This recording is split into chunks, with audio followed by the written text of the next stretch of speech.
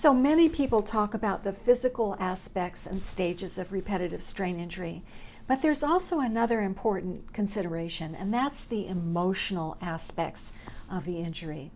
I'm going to be talking about several emotions that I see commonly among the people who consult with me and the people that I've seen over the years. Not every person will go through every emotion, and not every person will experience every stage in the order that I'm giving, and there's some overlap. But I think it's important to talk about them. The first stage, I think, is panic. People realize that they're not getting better, and this is really scary. The panic leads to desperation. When people realize that they're not getting better with a weekend off or seeing their acupuncturist or many of the other things that people do in order to help themselves cope, they start looking online and they'll find things that say, just do this surefire stretch and that will cure your RSI, or buy this chair, or get this special keyboard, or see this special person who does a certain technique, or take this special supplement. Denial can play into the game here too, because if they have a great session with their physical therapist or their acupuncturist, they think, oh great, I'm cured. But then they go back to work and the symptoms start coming back again, and maybe they're more frequent, they happen sooner than they did before, and then a real sense of fear can ensue. Fear happens when you're doing all these things that you think are right. You know, you got a new ergonomic keyboard and you got a new chair, but you're still having problems. It's not going away. Then you start wondering what you're going to do in the long term if you keep losing more and more use of your hands. What are you going to do about work? Maybe you're going to get fired. You think about these things. And not all working. And despair can lead to depression. Despair can make you feel like you're just never going to get any better. Depression can be profound. It can lead to suicidal thoughts. And I really encourage you, if you are depressed, please call the suicide hotline, go see a psychotherapist, find a friend who really understands and can be with you during this time. You really need support. You need support, so get support. You're not alone. Find that person who will understand what you're going through and help you get through this difficult phase. People can also get very angry. They can become angry at a doctor who doesn't understand and maybe writes a prescription for pain when what they really need is some time off to rehabilitate, or they need a note so that they can get a better ergonomic situation.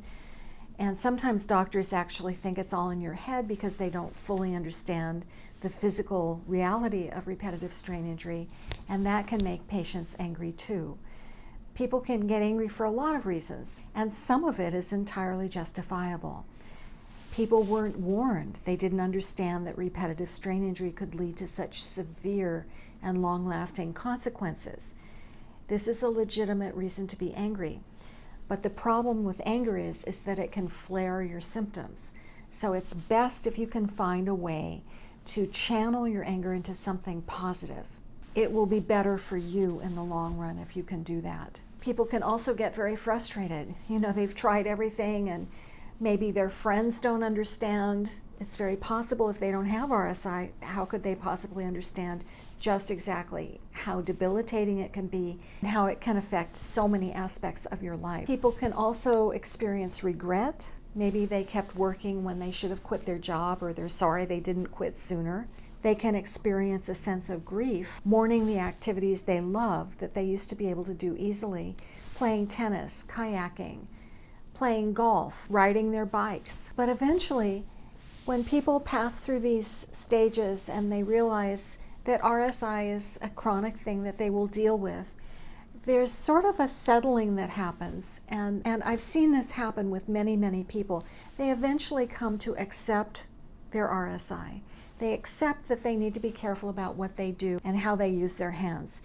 The RSI itself has taught them what they need to do in order to take care of themselves. They know if they do some activity, they will pay for it down the line. So people learn how to adjust. And in this adjustment, they also learn you can still be happy. There's still many things in life that can be enjoyed. They didn't let RSI rob them of their happiness or their optimism. So Maybe people still have good days and bad days, but they understand that if they have a good day, they had a good day, and if they have a bad day, they got back to a good day at some point. So it's not like you can't work with your symptoms, work with your RSI, and maintain some sort of level plateau so that you're not constantly going back and forth in the injury, re-injury, and rehab cycle. And remember, you're not alone. People with RSI feel these things. I think it's really good if you can talk about them with understanding people, but I also think it's really important to surround yourself with people who you find uplifting. It's not good to be focusing on everything that's wrong all the time. Try to find people who cheer you up, who make you a better person, and who uplift you. And if you have any experiences you'd like to share, please drop them in the comments below, and be sure to watch the video that's coming up next. If you live in the United States and you are suicidal, please call 988. That's the Suicide and Crisis Lifeline. It's available 24 hours a day in both English and Spanish. For international suicide hotlines, see https://blog.opencounseling.com/suicide-hotlines. And remember, you're not alone, so get help.